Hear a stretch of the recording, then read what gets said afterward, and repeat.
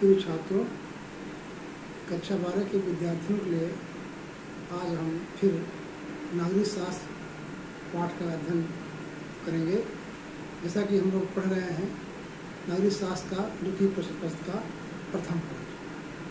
प्रथम पाठ का नाम है राष्ट्र निर्माण की चुनौतियाँ।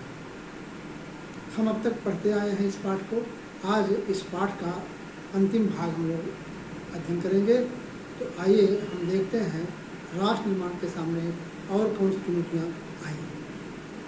तो जैसा कि हम जानते हैं भारत में देशी रियासतों का विलय हो जाने के पश्चात और भारतीय संविधान लागू होने के बाद अर्थात 1950 के बाद क्षेत्रीय संगठन की समस्या उठ खड़ी हुई। क्षेत्रीय संगठन अर्थात नए राज्यों की मांग की समस्या उठ खड़ी हुई। यद्यपि भारतीय संविधान के अनुच्छेद 1 से लेकर के 3 में इसके बारे में उल्लेख किया गया है। अनुच्छेद 1 कहता है कि भारत अर्थात इंडिया राज्यों का एक संघ होगा। अनुच्छेद 2 के अनुसार भारतीय संसद विधि बना करके किसी भी नए राज्य का प्रवेश भारत में करा सकती है, भारत संघ में शामिल कर सकती है। जबकि अनुच्छेद 3 के अनुसार संसद विधि के द्वारा किसी भी नए राज्य का निर्माण कर सकती है, उसके क्षेत्र में परिवर्तन कर सकती है और उसके नाम में भी परिवर्तन कर सकती है अनुच्छेद 3 के अनुसार। इसी अनुच्छेद 3 के अनुसार कुछ स्थानीय और प्रांतीय समस्याओं को लेकर के एक भाषा संबंधी नए राज्य की मांग की संकल्पना जो है देखने को मिलती है। तो 1950 के बाद आंध्र प्रदेश में तेलुगु भाषी लोग नए राज्य की मांग करने लगे और आंध्र प्रदेश की मांग करने लगे।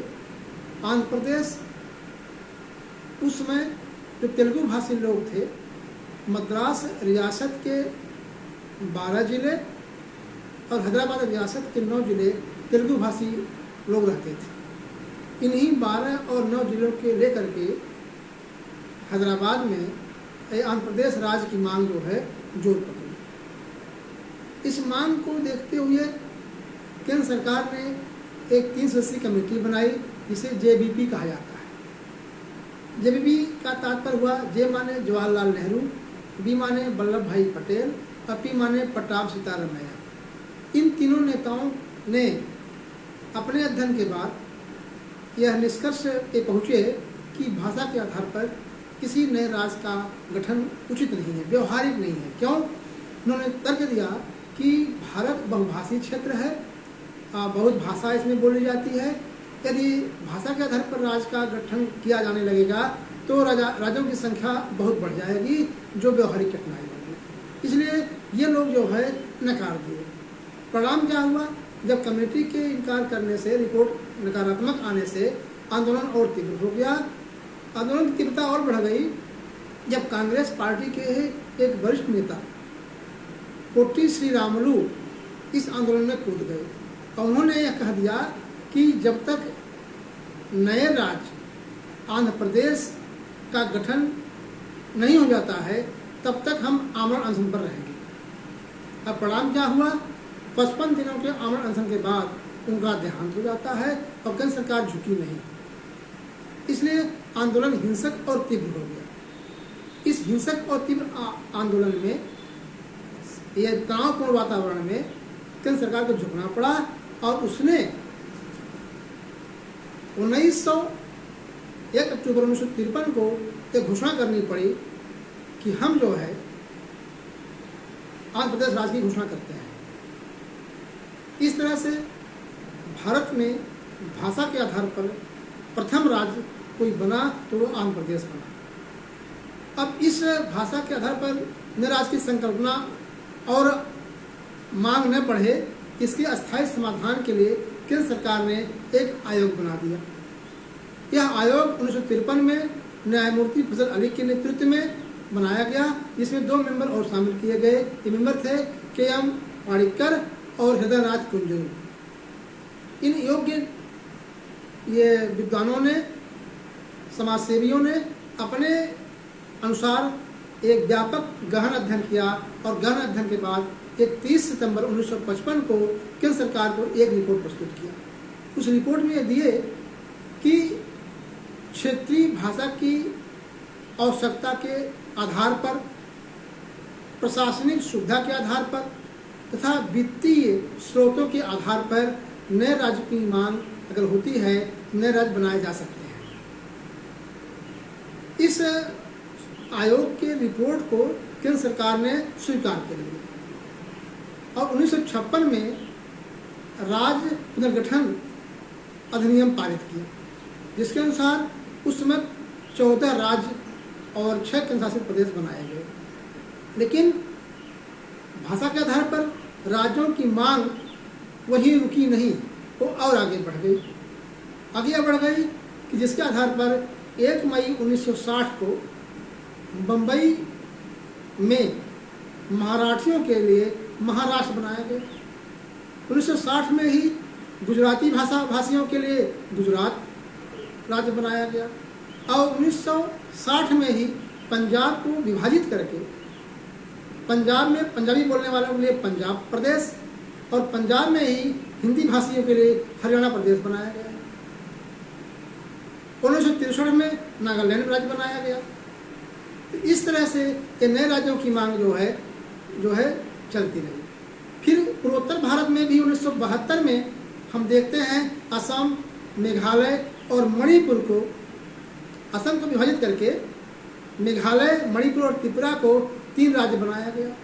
इतना ही नहीं, अरुणाचल प्रदेश और मिजोरम को केंद्रशासित प्रदेश बनाया गया और इनको 1987 में राज्य का दर्जा जो है दे दिया गया। इस तरह से समय समय पर केंद्र सरकार जो मांग होती रही है उसके अनुसार अपने राष्ट्र में, अपने देश में राष्ट्र की संकल्पना को चरितार्थ करती रही, पूरी करती रही।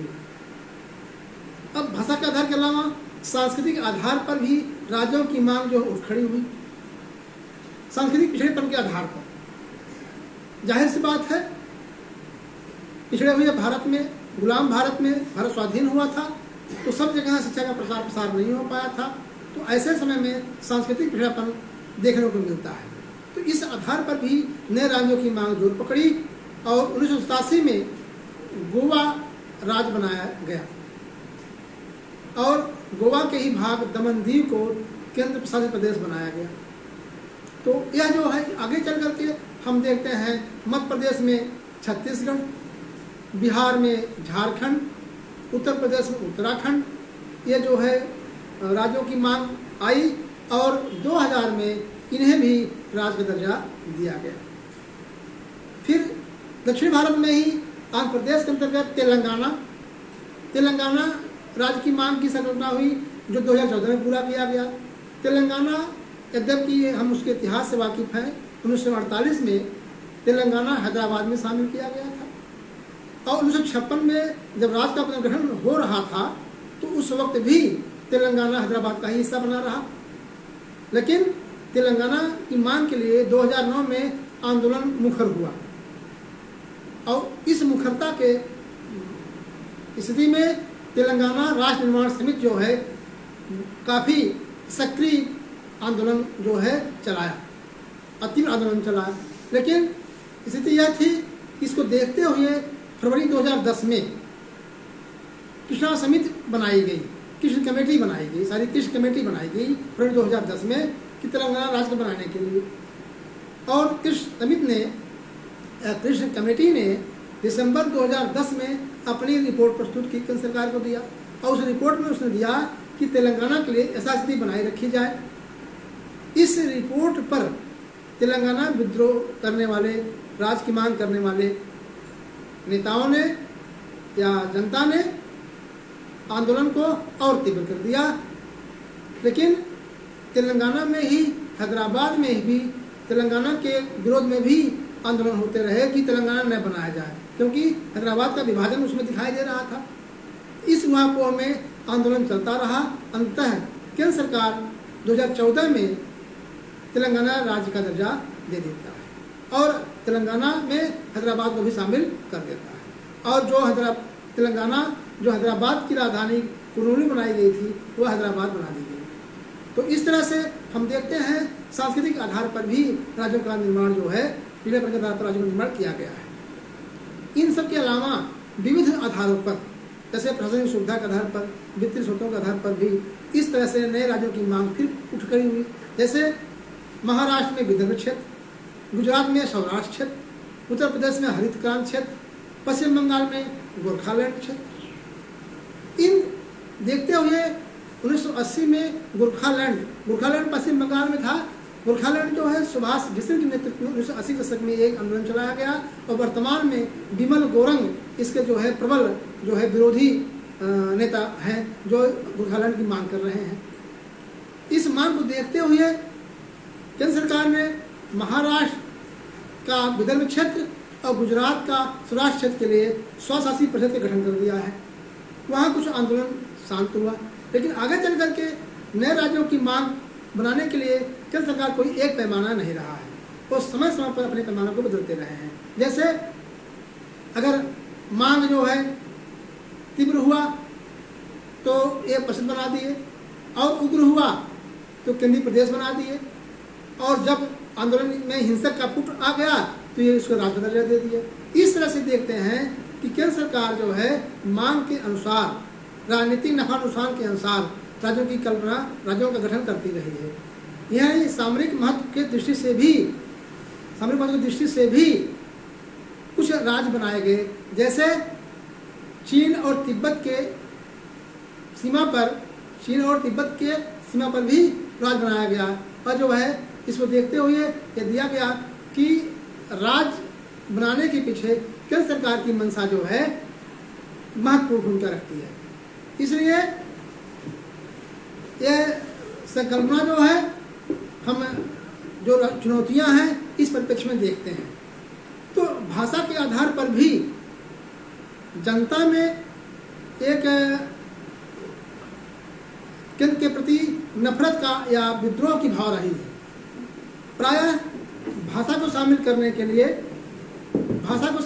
के लिए ये देखा जाता है कि भारतीय संविधान के 8वीं अनुसूची में यह इसका उल्लेख किया गया है कि इसमें अनुच्छेद 343 में नई भाषा जोड़ा गया है, और इसके दो आधार हैं। पहला आधार है अगर 343 के अनुच्छेद के अंतर्गत किसी भी भाषा को संविधान में शामिल होता है तो केंद्र सरकार की तरफ से उसके विकास और प्रचार प्रसार में सुविधा मिलती है, योगदान मिलता है। इस हिसाब से 14 भाषाओं को इसमें शामिल किया गया। जैसे आगे चल करके कुछ और भाषा इसमें शामिल की गई। जैसे उनका दूसरा आधार मिला कि अहिंदी भाषी क्षेत्र ने हिंदी का विरोध करने के लिए, हिंदी को विरोध इसलिए करने के कि जब संविधान लागू हुआ था तो यह तय हुआ था हिंदी भारत की राजभाषा बनाई जाएगी और 15 वर्षों के लिए अंग्रेजी को ही यह जो है सहभाषा के रूप में प्रयोग किया जाता रहेगा। लेकिन बीच में चल करके यह जो है लोग इसे सहमत होते हुए भी केंद्र सरकार इसमें रुचि कम नहीं रही है, क्योंकि अहिंदी भाषी क्षेत्र वाले भी हिंदी का विरोध कम कर दिए, लेकिन फिर भी केंद्र सरकार का जो है संकल्प जो है उतना अच्छा नहीं दिखाई दे रहा है। तो इस वक्त भारत में जो भाषा है 22 भाषाएं जो है शामिल की गई हैं। असमिया, बंगला, गुजराती, हिंदी, कन्नड़, कश्मीरी, मलयालम, मराठी, उड़िया, पंजाबी, संस्कृत, तमिल, तेलुगु, उर्दू, ये 14 भाषाएं शुरू में शामिल की गई थी। बाद में सिंधी जो 15वीं भाषा थी 1968 में इसको शामिल किया गया था, और कोंकणी, मणिपुर, नेपाली को 1992 में भारतीय संविधान में शामिल किया गया, और बोडो, डोगरी, मैथिली और संथाली को 2003 में शामिल किया गया था। इसके बाद हम देखते हैं कि जो है इस वक्त भारत में जो है 28 राज्य हैं, जिसमें आंध्र प्रदेश, असम, बिहार, छत्तीसगढ़, गोवा, गुजरात, हरियाणा, हिमाचल प्रदेश, झारखंड, कर्नाटक, केरल, मध्य प्रदेश, महाराष्ट्र, मणिपुर, मेघालय, मिजोरम, नागालैंड, उड़ीसा, पंजाब, राजस्थान, सिक्किम, तमिलनाडु, तेलंगाना, त्रिपुरा, उत्तराखंड, उत्तर प्रदेश, पश्चिम बंगाल। इसके अलावा 9 केंद्र शासित प्रदेश भी इसमें बनाए गए हैं, जिसमें अंडमान निकोबार द्वीप समूह, चंडीगढ़, दादर और नगर हवेली, दमन और दीव, लद्दाख, पुडुचेरी, दिल्ली, जम्मू और कश्मीर तथा लद्दाख। इस वक्त ये जो है भारत के जो है राज्यों की जो है गणना है और 28 राज्य हैं और 9 केंद्र शासित प्रदेश बनाए गए हैं। तो आज का पाठ इतना ही। आशा रखते हैं आप लोग इसको अध्ययन को करेंगे और अपने मनोयोग से इसका जो है अध्ययन करेंगे।